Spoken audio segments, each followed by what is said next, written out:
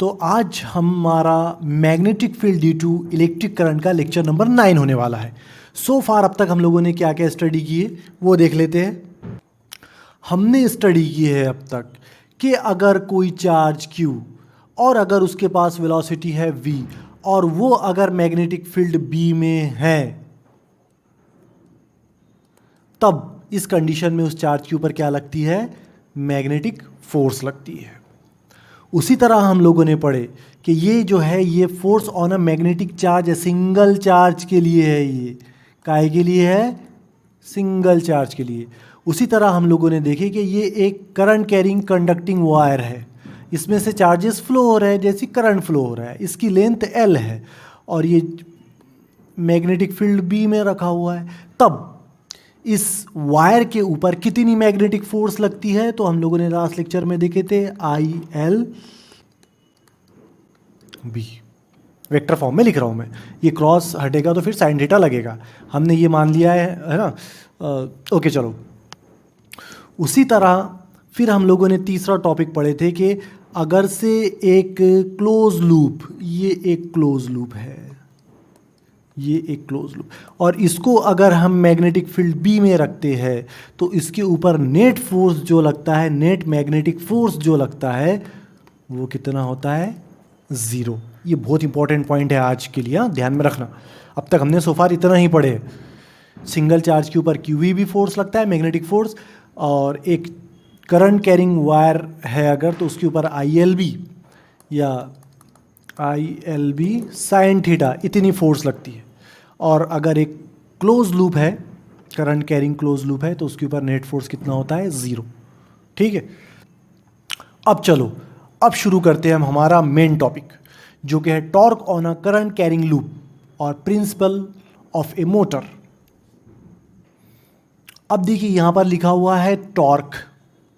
आप लोगों ने टॉर्क, आप लोग जानते हैं बहुत अच्छे से टॉर्क क्या होता है, पूरा आधा यूनिट पढ़े हम लोगों ने, रोटेशनल मोशन इसके ऊपर, टॉर्क के ऊपर, है ना।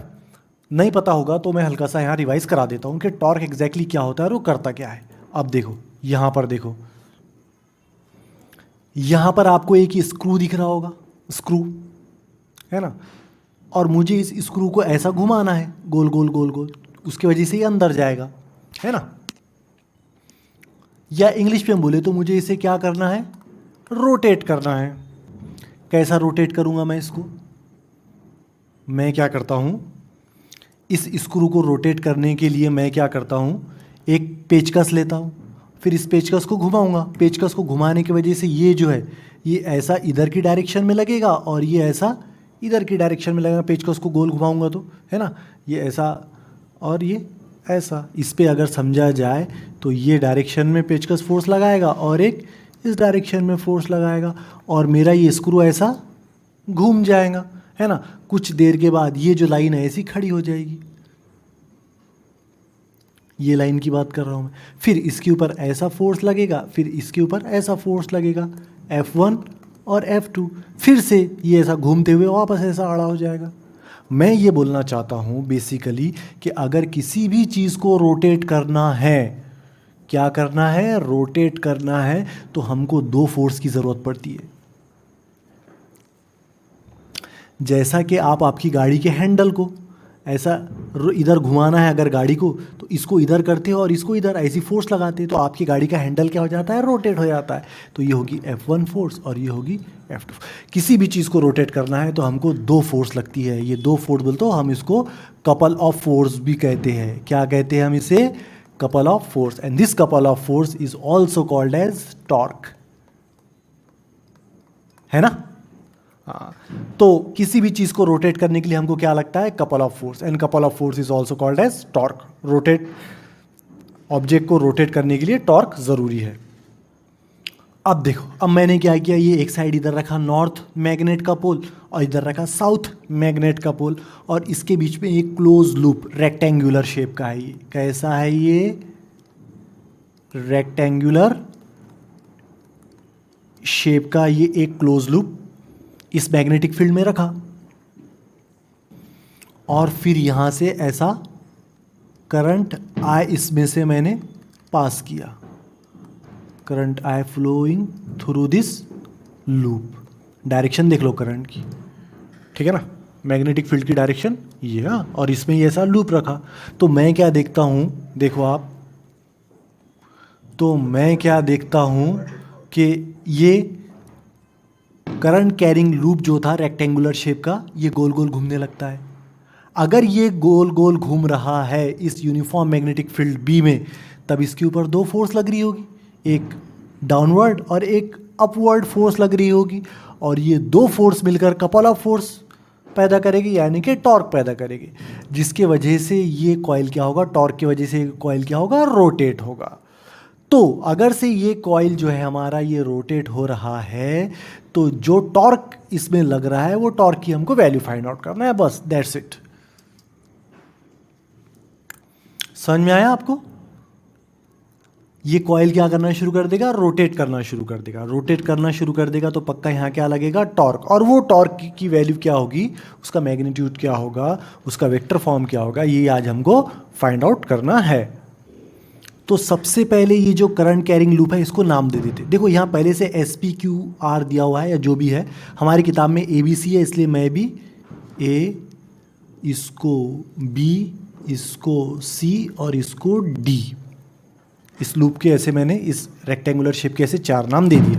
ये AB ये कहलाएगा हमारा एक लूप, ये BC ये कहलाएगा दूसरा लूप, नहीं सॉरी आर्म, CD ये कहलाएगा हमारा तीसरा आर्म, और ये DA ये कहलाएगा हमारा क्या, चौथा आर्म। चार आर्म है इसको। अब ये स्ट्रेट कंडक्टिंग वायर, या पहले आर्म की बात करते हैं हम, फर्स्ट आर्म की बात करते हैं। मैग्नेटिक फील्ड में रखा हुआ है चार्ज कैरिंग कंडक्टिंग वायर, तब इसके ऊपर फोर्स लगेगी, और वो फोर्स कितनी होगी हम लोग पढ़ चुके हैं। मैग्नेटिक फोर्स कितनी होती है, ILB साइन थीटा, इतनी फोर्स लग रही होगी इस AB आर्म पर, कल ही पढ़े हम लोगों ने प्रीवियस लेक्चर में। हाँ, अब बस हमको ये मालूम करना है इस फोर्स की डायरेक्शन क्या होगी। तो डायरेक्शन के लिए हम राइट हैंड रूल इस्तेमाल करते हैं, ये हम लोगों ने यहाँ राइट हैंड रूल लगा दिया। देखो मैग्नेटिक फील्ड की डायरेक्शन है, ये है बराबर नॉर्थ से साउथ, करंट के फ्लो की डायरेक्शन है, ये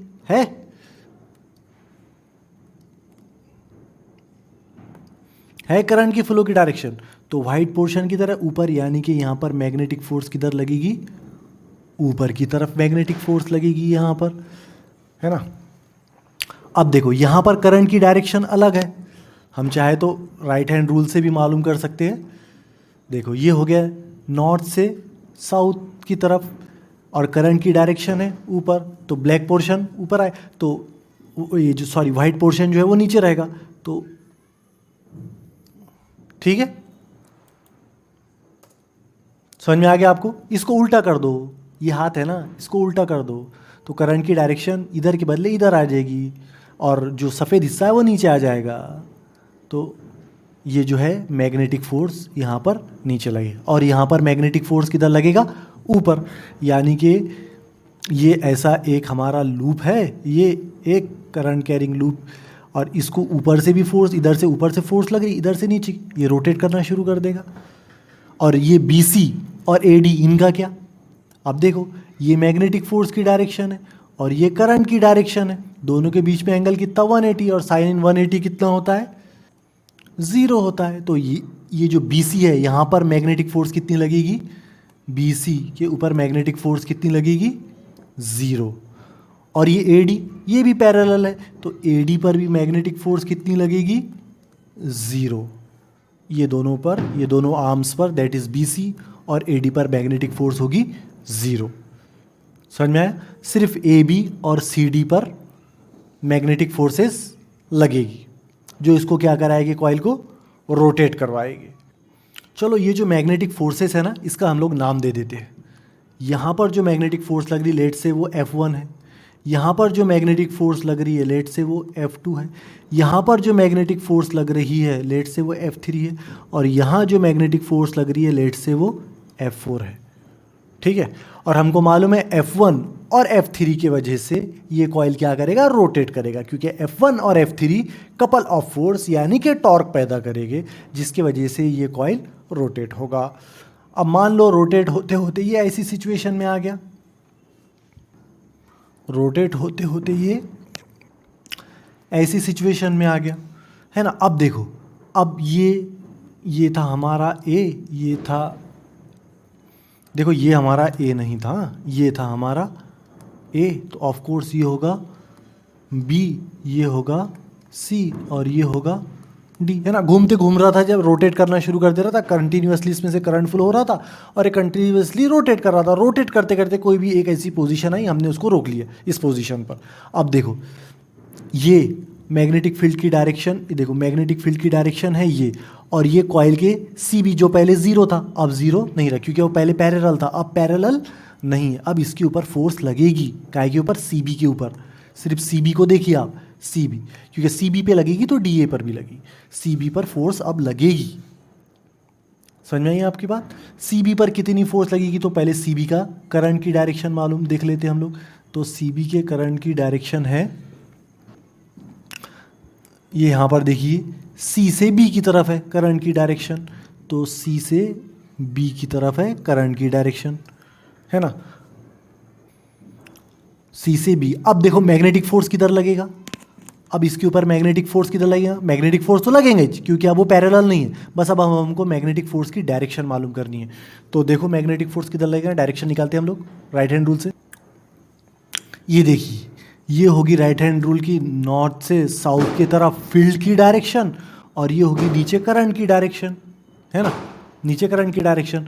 तो फोर्स किधर लगेगा इसके ऊपर, इधर इस डायरेक्शन में फोर्स लगेगा।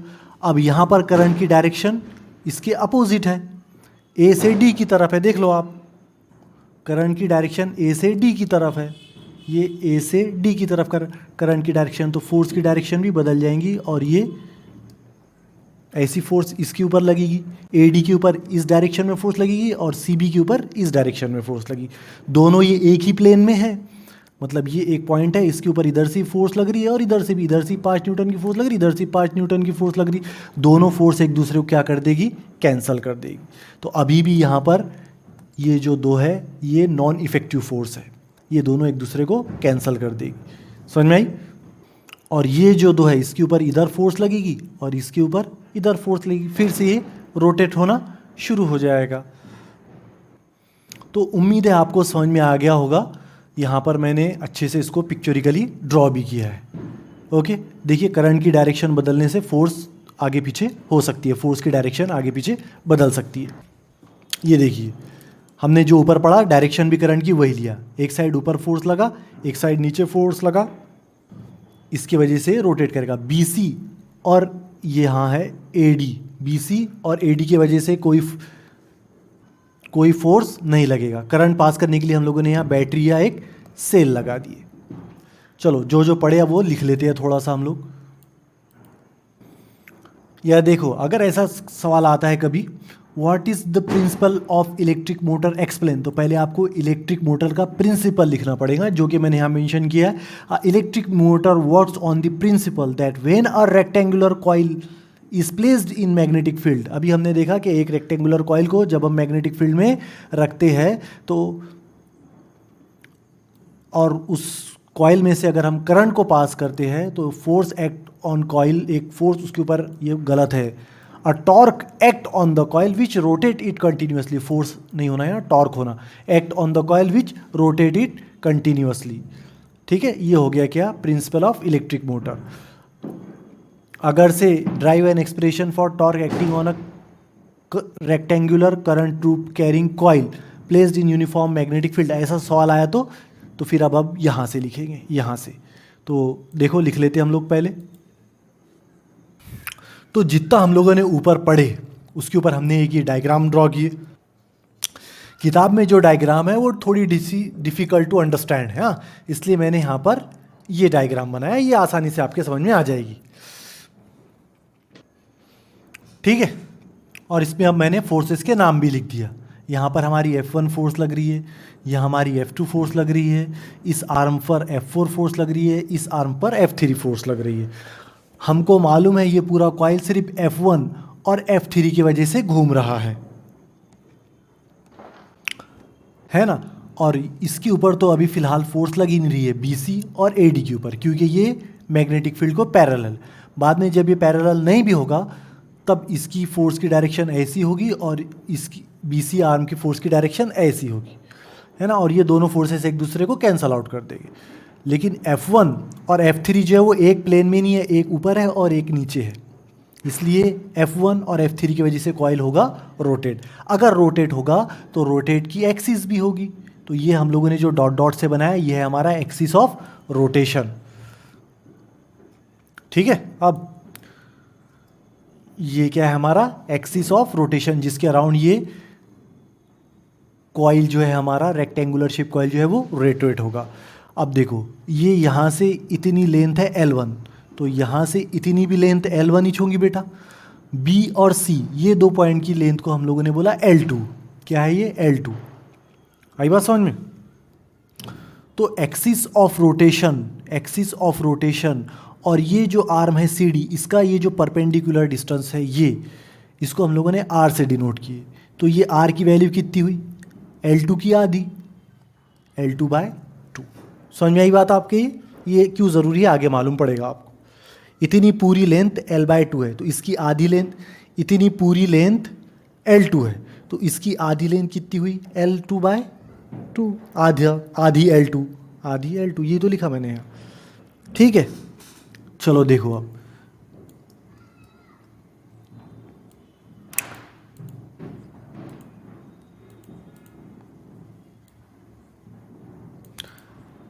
देखो, consider a current carrying wire loop in a rectangular shape placed in uniform magnetic field B।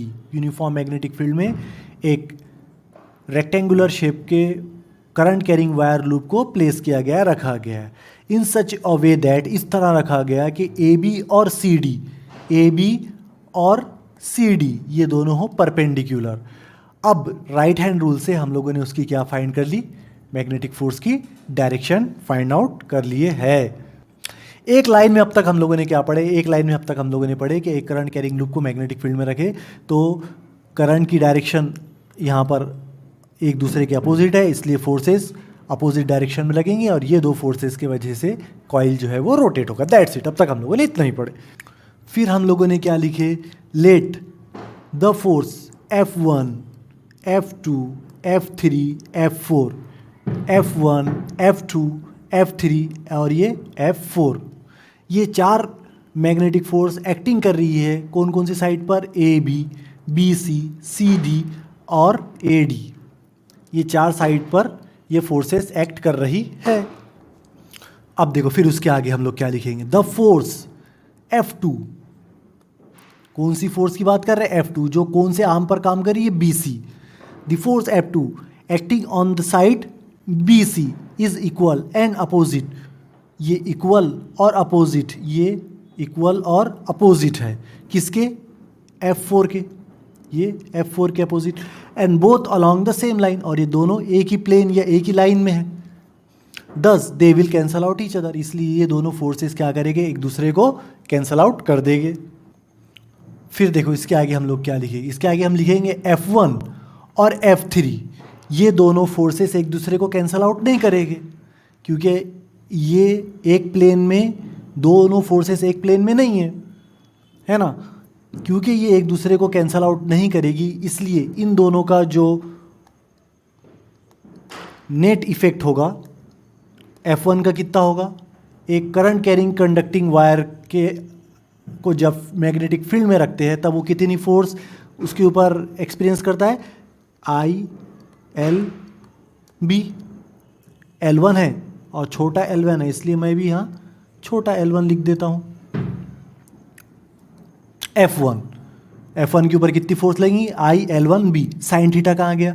हमको मालूम है थीटा और इसके बीच में कितने का एंगल है? 90 का, और साइन 90 कितना होता? 1, इसलिए मैंने यहाँ साइन थीटा लिखा नहीं। तो ये F1 फोर्स पर, इस पॉइंट पर F1 फोर्स की वैल्यू कितनी हुई? IL1B। इस पर कितनी होगी? सिर्फ मैग्नीट्यूड की बात कर रहे हैं हम, डायरेक्शन की बात नहीं कर रहे। तो ये भी L1 ईच है, तो इसके ऊपर भी कितनी फोर्स होगी? F2 भी कितनी होगी? IL1B ही होगी। समझ में आया? क्योंकि ये लेन भी L1 है और ये लेन भी L1 है, इसलिए दोनों में हम लोगों ने L1 ये लिखा, इसमें से भी करंट आई ही पास हो रहा है और इसमें से भी करंट आई ही पास हो रहा है और दोनों भी यूनिफॉर्म मैग्नेटिक फील्ड में रखी हुई है ना। अब ये दोनों फोर्सेस मिलकर क्या पैदा करेगी, टॉर्क पैदा करेगी। चलो लिख लेते हम लोग, ये लिख लिया हम लोगों ने, this two forces do not act along the same line and hence they will produce a net torque and this torque results into rotation of the loop. और यही वो टॉर्क है, यही वो कपल ऑफ फोर्स है जिसके वजह से हमारा लूप क्या करेगा, रोटेट होना शुरू हो जाएगा।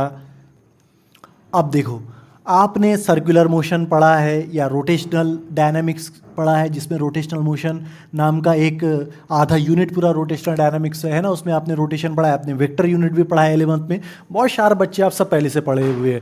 आपने पढ़ा है torque is equal to R cross F, पढ़ा है क्या ऐसा कहीं? रोटेशनल मोशन में पढ़ा है। टॉर्क किसके बराबर होता है, वेक्टर फॉर्म में लिखा मैंने, टॉर्क किसके बराबर होता है, आर और एफ का क्रॉस प्रोडक्ट है टॉर्क, है ना। आर क्या है, ये आर है, ये perpendicular distance from the axis of rotation, और वो कितना है, समझ में आया ना आपके? ये देखो, ये perpendicular distance from the axis of rotation, ये कितना है आर, और इसकी वैल्यू कितनी है, हाफ। इतना अगर L2 है तो इतना कितना होगा, हाफ L2, है ना। तो आर की वैल्यू कितनी होगी, या फिर एक काम करो, पहले इसको मैग्नीट्यूड के फॉर्म में लिख देते, हमको मैग्नीट्यूड निकालना है। तो ये हो जाएगा आर एफ, और ये क्रॉस बार हटेगा तो साइन थीटा, शुरुआत से शुरू है, ये क्रॉस हटा साइन थीटा लगा। अब आर की वैल्यू डाल देते, आर कितना है, एफ कितना है, तो कौन से एफ की बात कर रहे हैं, F1 या F2 की बात कर रहे हैं? तो चलो पहले F1 ले लेते, आई L1 बी, आई बस में, काय की वजह से, F1 की वजह से। लेकिन टॉर्क तो दोनों फोर्सेस की वजह से लगा, तो हम लोग लिख लेते फिर net torque is equals to R F1 plus R F2। So net torque, net torque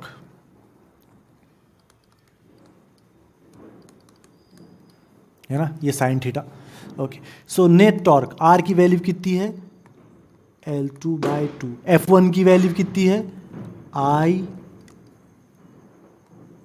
L1 B, और ये साइन थीटा। साइन थीटा क्यों आएगा, साइन थीटा क्यों आएगा, यहाँ पर जीरो हो गया ना। अबे इसका साइन थीटा नहीं आएगा, ये टॉर्क है टॉर्क, और टॉर्क के मैग्नीट्यूड में साइन थीटा आता है, वो वाला साइन थीटा लिखना पड़ेगा यहाँ, ठीक है।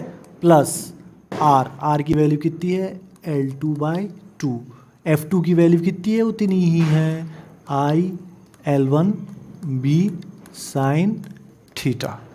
ये साइन थीटा कौन सा है, ये टॉर्क का साइन थीटा ही है। बेटा यहाँ पर एक छोटी सी गलती होगी हमसे, देखो। अब देखो यहाँ पर ये डायग्राम बहुत ही कॉम्प्लिकेटेड होगी, इसको मिटा के ऐसी नई डायग्राम बनाता हूँ।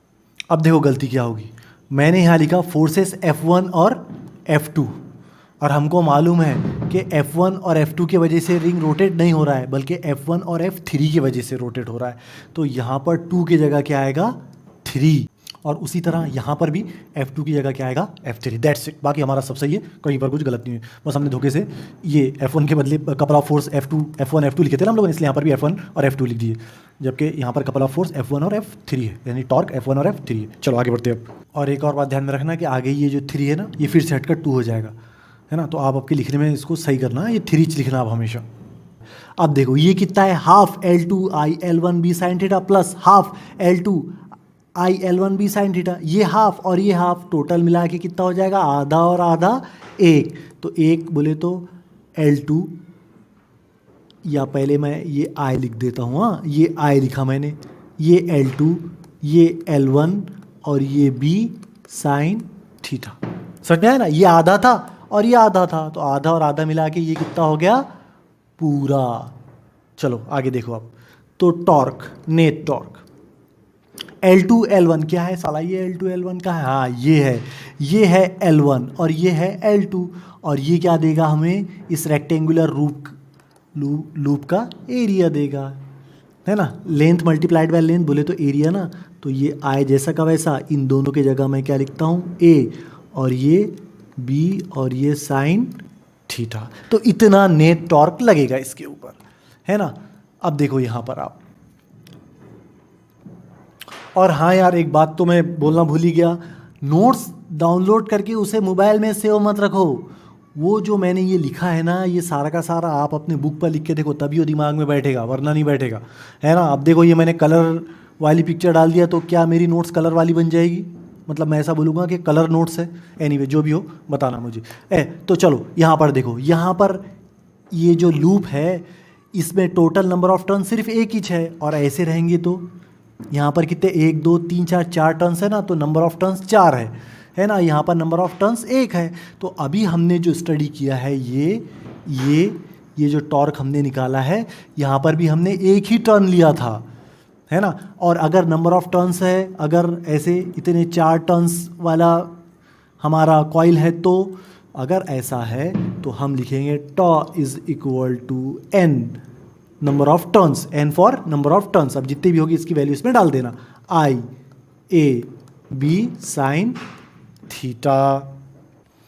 अब देखो इसमें ये जो टर्म है ना, एन आई ए,